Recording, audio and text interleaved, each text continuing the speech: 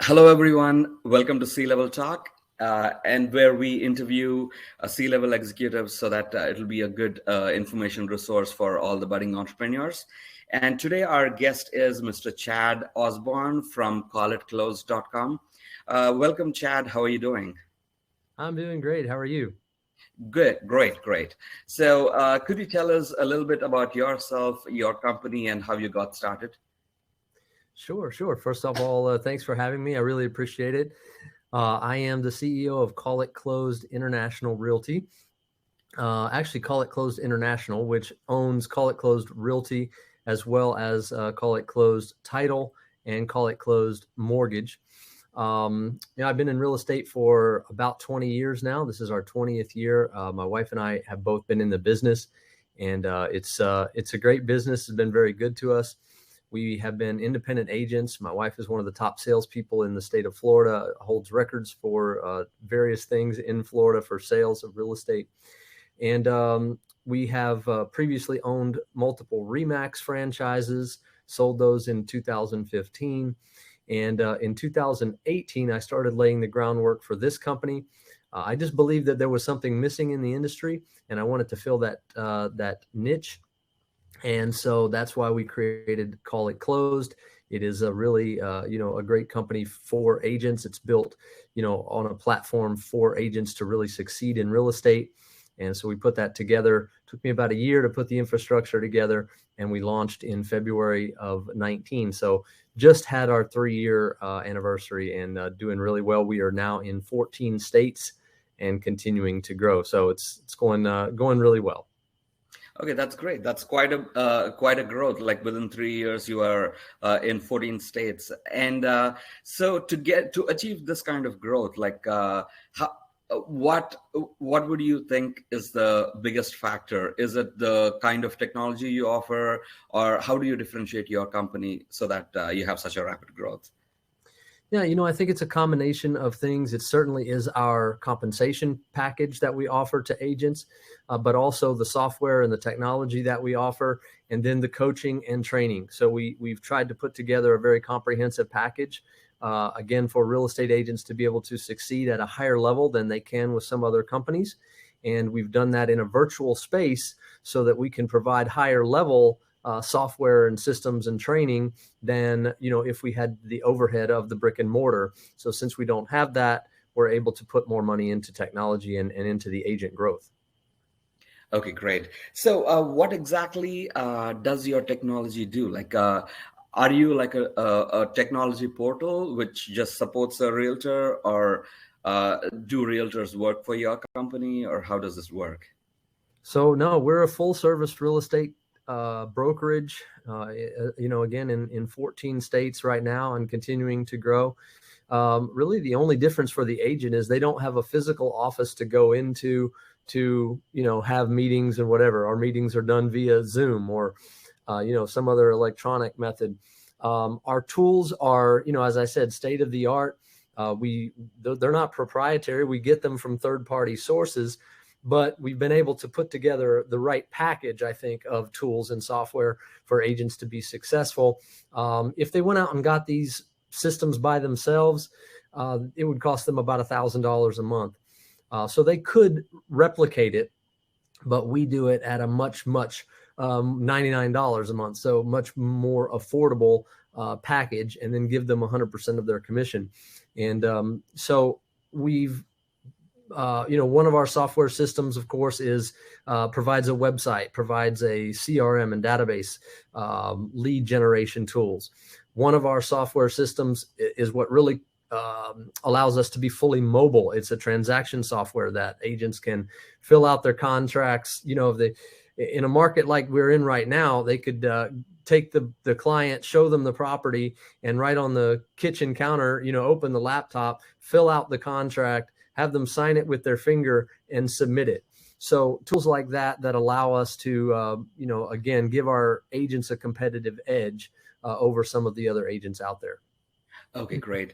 So, so is that the only revenue you collect, like only just $99 per realtor, or is there any other ways you make money through this system? Because like when you are saying like you give them 100% of the commissions, like where else can you make the money? Because $99 doesn't sound like a lot, especially when you're using a third-party software. You need to pay them too, right? So Yeah, of course. Yeah, so the $99 a month is kind of our, what I would call our bread and butter. It's our membership, so to speak, for all of the platforms. And then once a year we have an annual renewal of $255. So really it costs the agent $1,453 a year to have their license active at Call It Closed. Then when they have a closing, the client typically pays a broker commission or a transaction fee of $299. And that amount comes to the company. There are occasions where the agent does pay that. Maybe they just want to do it as a favor for the client, or some other reason. Occasionally on a VA loan, for instance, they would pay the $299 for the client. But typically the client pays that, just like a doc prep fee when you go to buy a car. So they pay that as a closing cost, $299. That comes to the company. And then we actually pay a portion of that back out to our agents as a residual income or a revenue share for them to be incentivized to help us grow the company, to sponsor other agents into the company. And frankly, that's really the reason that we've been able to grow so quickly, is because agents are being paid to bring other agents to the company. And as I said, we're been able to expand quickly because of that. okay, great.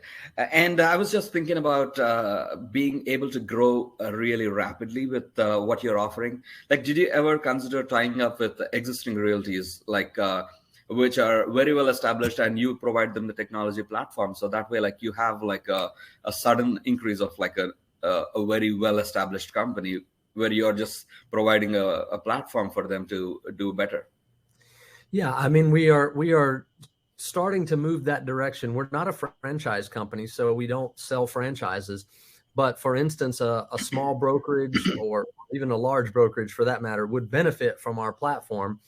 And so we're starting to move into that, from more of an individual agent recruiting to a team leader, small brokerage recruiting, because we can save that broker money from day one. We're able to supply the platforms and the systems, better systems than he's giving his agents currently, or she, and at a much reduced price. So it saves them money. They're able to still maintain splits with their agents if they have some type of value proposition that justifies that. Maybe they are providing office space, or maybe they're providing leads, and those agents are paying them, let's just say, an 80-20 split.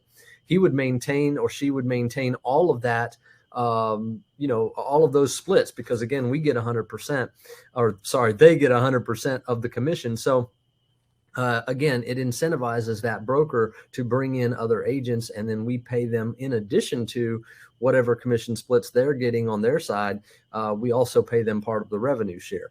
So we're covering their insurance, their software and systems on down the line, and again, providing that at at a reduced cost for them. Okay, great. So within these 3 years, like, have you faced any challenges that were like really huge, that could bring your company to a halt, or something that really affected you negatively? And how did you emerge from it, and what did you learn from it? Honestly, we haven't seen any of those types of challenges. The market, in real estate has been unusually strong for the last couple of years. Mhm. Nobody can really explain it, although certainly, it's in some way relative to the pandemic. Back in March of 2020, when we first went into the nationwide kind of lockdown, I was sitting on my back porch, and I told my wife, we had a pool, and we were sitting there looking out and kind of enjoying the quiet a little bit. And I told her, I said, this is either going to kill the real estate market, or what's going to happen is people are going to sit in their houses for the next month and realize that they want to get a new house. And, that's really what we saw happen. And so I wouldn't say that we've really faced any challenges. It's been really a blessing that we've been able to kind of experience this huge sales growth at the same time as, we've been able to experience the agent growth. And Right. honestly, our agent growth probably would have been even faster. We'd probably be in 20 states by now if it wasn't for the pandemic. And what I mean by that is it was kind of a two-edged sword for us. So the growth was incredible and the sales were awesome, but at the same time, agents don't typically change brokerages when when the market is so strong. Either they can't afford to, maybe they have some type of an arrangement with their broker, or something of that nature. They would lose commission, and so they they don't move as frequently. And so for us, we didn't grow agent wise, but we certainly grew exponentially sales wise. And Right. so it's again, it's been a blessing. We came in at the right time. So Right. the challenges that I could see, of course, right now interest rates are starting to go up.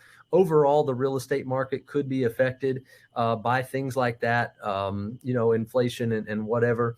Right now, we're mostly affected by a lack of inventory.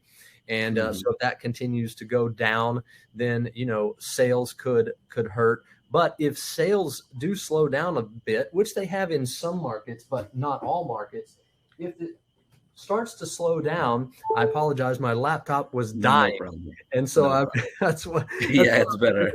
I just realized my battery was that low and I had to plug it in.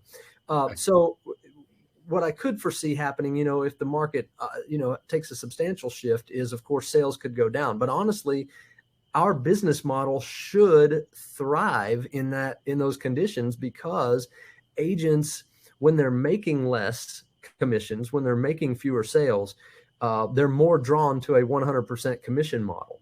And so I believe that actually we will grow in agent count if the market slows down a little bit. And again, it is slowing in some markets, not all, but in some markets, it is starting to see some signs of slowing down. And we have picked up. We've added, 25 or 30 agents already this year, Okay. and so we're starting to already see the evidence of that. Okay, great. So yeah, I mean, this COVID has had an impact on everyone. Like we were in the market to buy a house like just before COVID, and like we were about to go ahead with the purchase of a house, and this COVID hit. We were so hesitant to go ahead because we were expecting like people would lose jobs and market would crash and what happens. But we still went ahead thinking like at least the interest rates are low, that would compensate for it in case something bad happens. And we are so glad we did, because within 1.5 year, our house prices have gone up like 20%. Yeah, We are so glad we bought it at the right time. absolutely. Yeah, great. Okay, so the other question is like, what would be your advice to budding entrepreneurs to become successful? Well, the biggest thing I could say is be consistent and be persistent. Of course, don't give up. Uh, Find something that you're good at.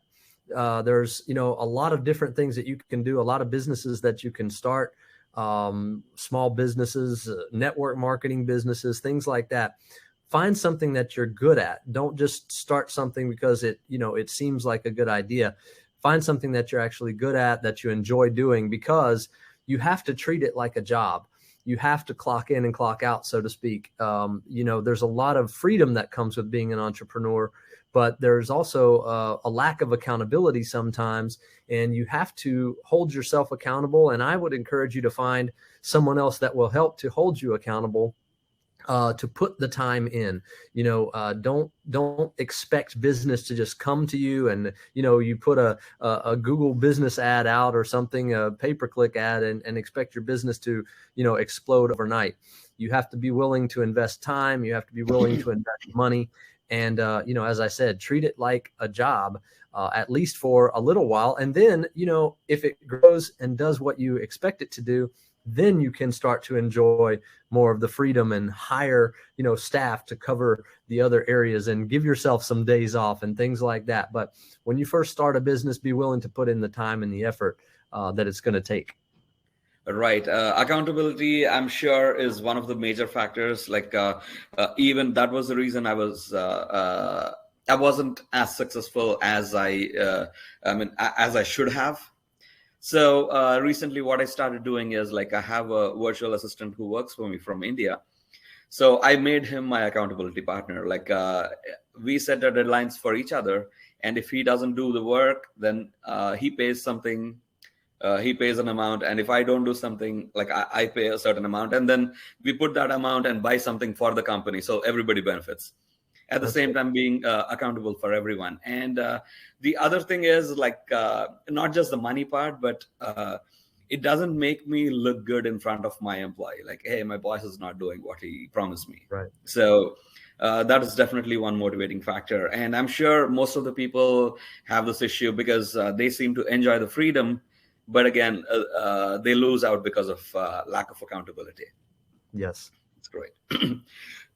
Excuse me.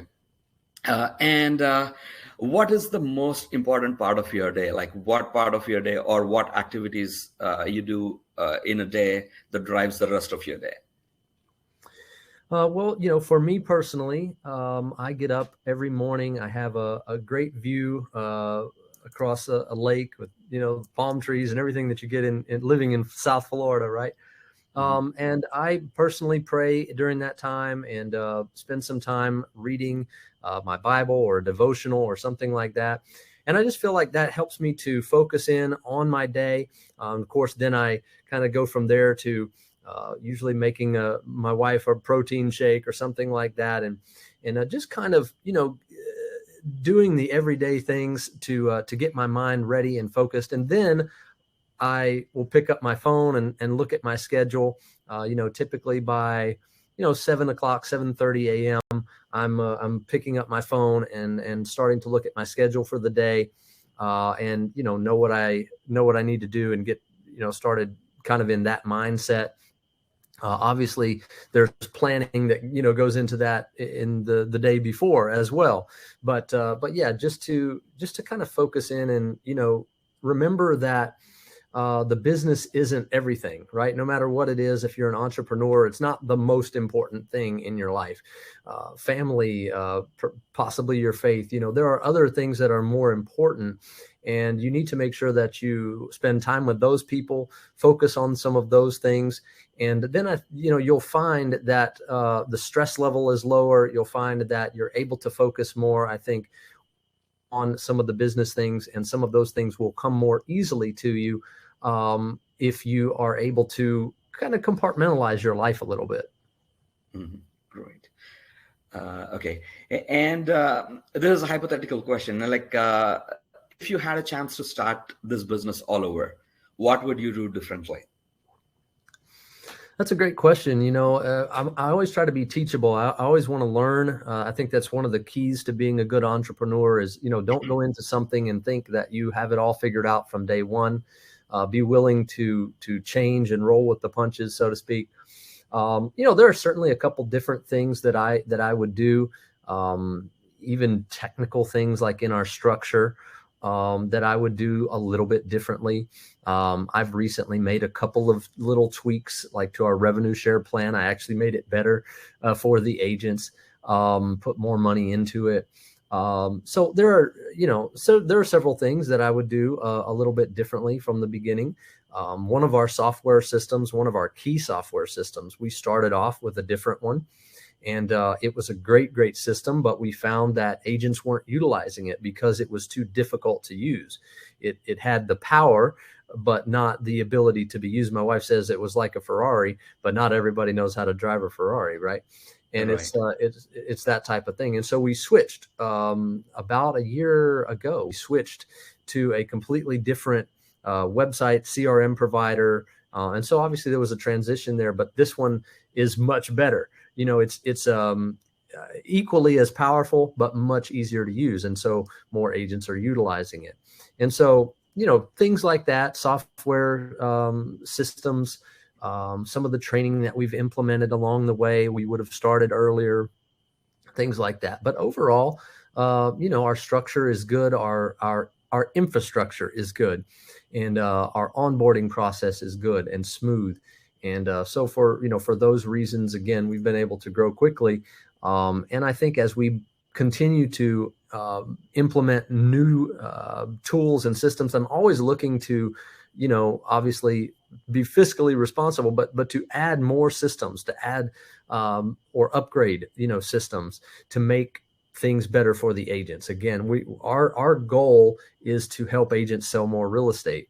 And so if we're able to do that, then of course, the more transactions they sell, the more money they make, and also the more money that comes into the company.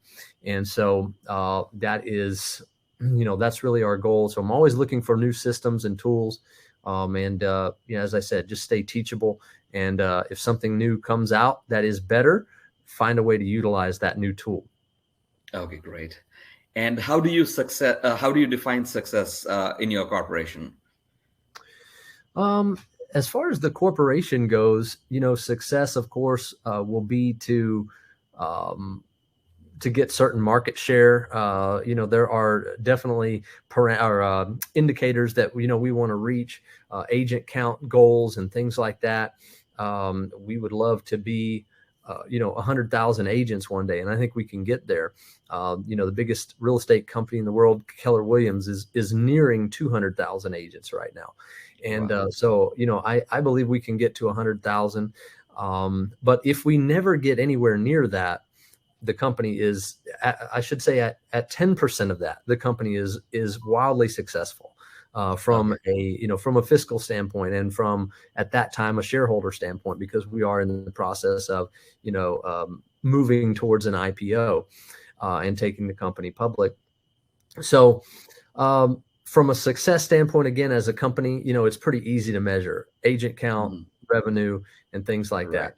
Right. Personally, it's different. For me personally, my family is involved in the company. My wife is our, is a co-founder, and really we call her the CVO, the Chief Vision Officer of the company. My daughter is our VP of Operations, and she's really learning the company from the ground up. We have other family members who are involved in real estate in the industry, and I hope to bring them in, to the company as well as we continue to grow. And so for us, it's a family business, and one of our things that we believe is makes us successful is a good, strong family. Mhm. See my kids be successful, to be seeing my grandkids now start to grow, and obviously want to see them as they grow up to be successful. And so for us, that's really the goal. We want to be successful ourselves by whatever indicators are out there, but our main goal is for us to leave a legacy and to be able to grow something that will be here for generations. That's great. And do you have any inspirational figure, like when it comes to your business or personal life?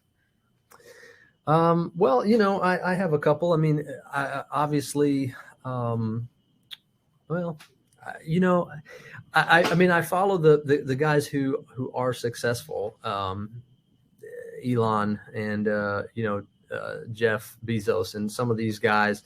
But to be honest, one of the people that and not to be cliche, but one of the people that really inspires me the most, or has inspired me the most throughout this whole journey, is my wife, because she is again, one of the top salespeople in the state of Florida.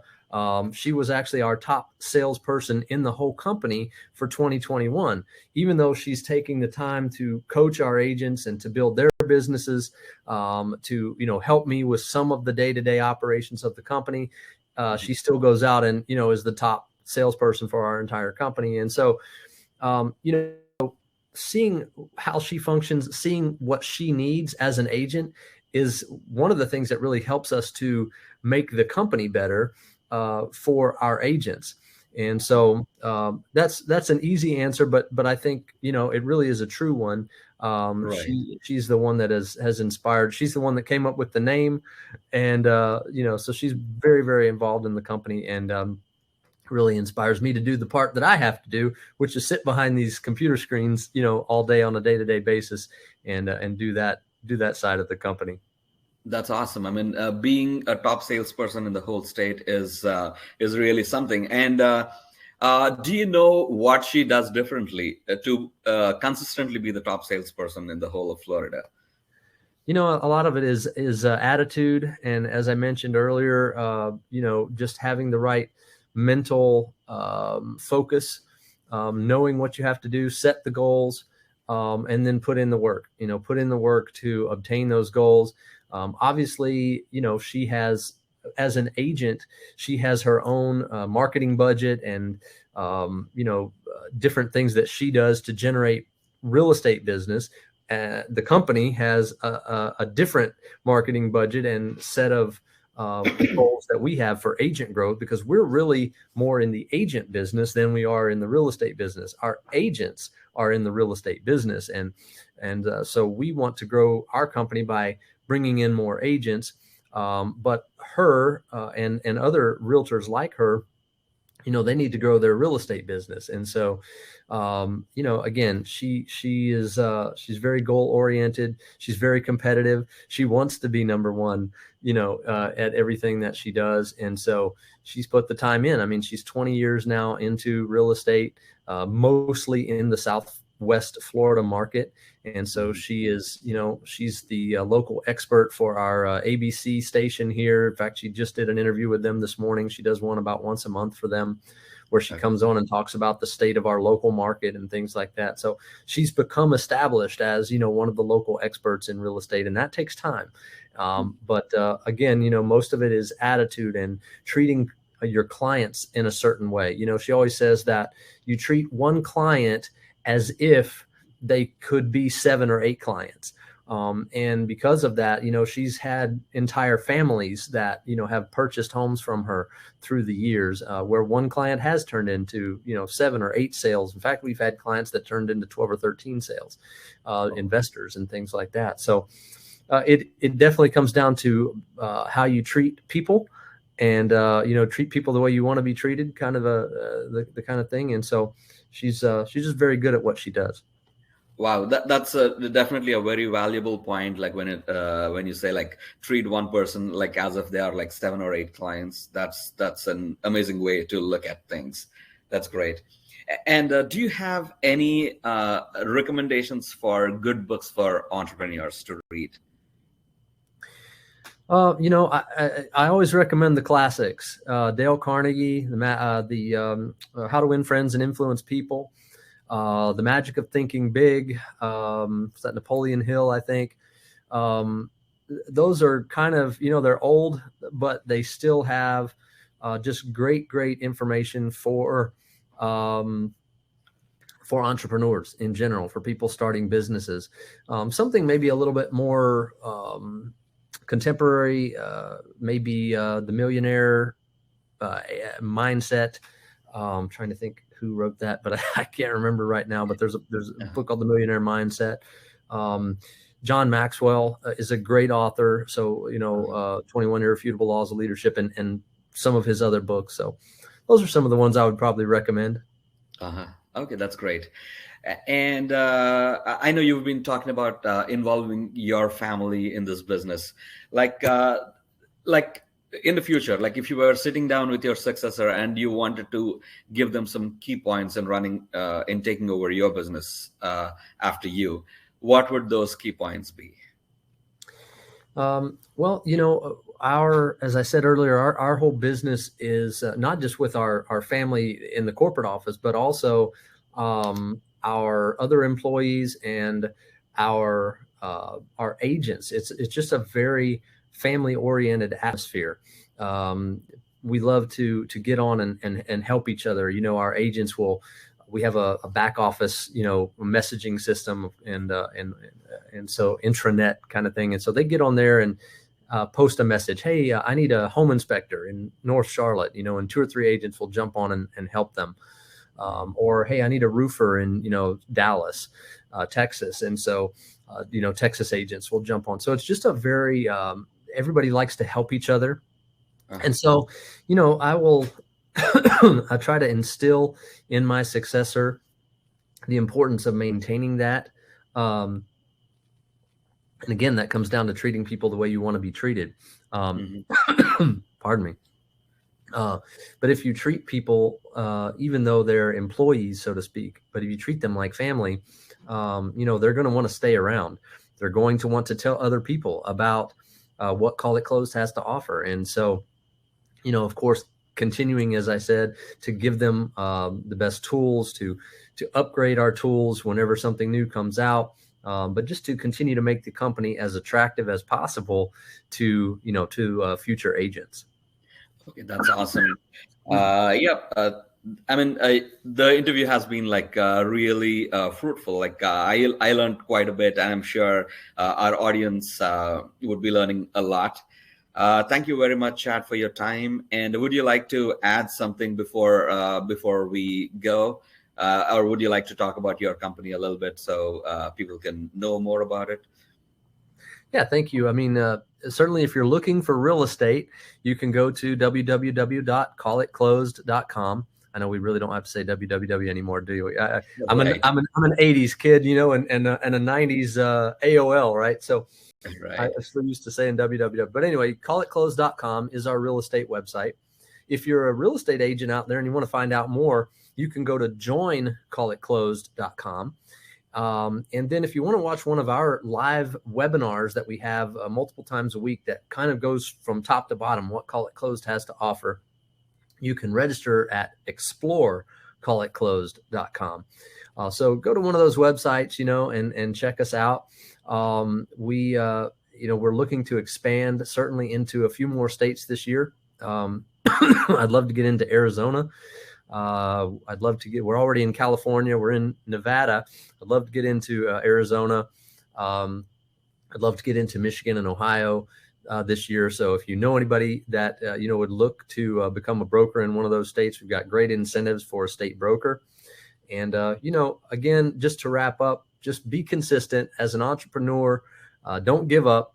Don't get, down on yourself. If you have a couple of failures, just continue to push, continue to press, and be diligent with what you're doing. And again, make sure it's something that you're good at, and you will be successful if you put the time and the effort in. Great. Yep. Thank you very much for the information, and we'll see you again soon. Thank you very much. Thank you. Thank you. Bye bye.